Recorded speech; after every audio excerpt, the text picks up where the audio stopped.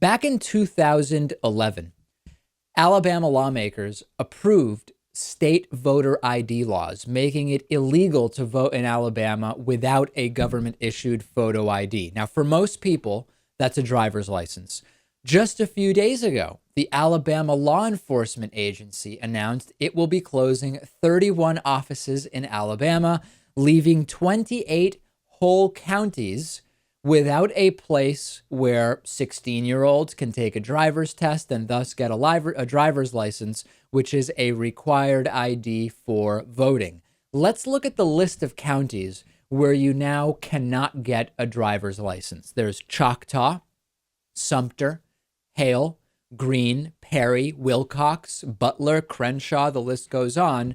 These are counties that are part of the Black Belt region of the state of Alabama. The term Black Belt originally referred to the rich black topsoil, and it took on additional meaning in the 1800s when it was developed into a cotton plantation agriculture system, which of course was dependent on the forced labor of predominantly African slaves, and now the term Black Belt has a sort of double meaning.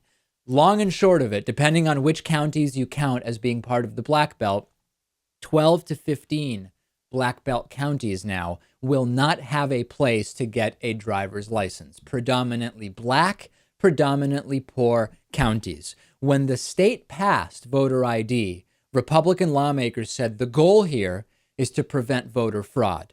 The reality is voter fraud almost does not exist.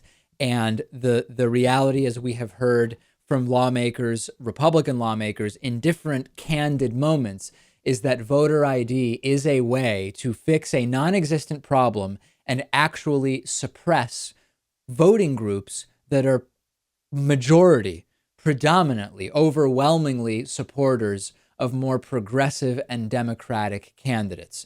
The counterpoint to this is, hey, hold on a second. Even if you can't get a driver's license, and even if you don't drive, you can still get a state ID for free. Not really.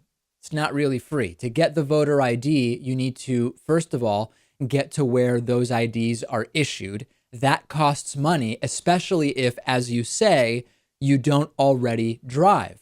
And then you need documents. In Alabama, you have to start with either a birth certificate or a passport. Note that a passport costs over $100 to get. Birth certificates, if you have it, you have it.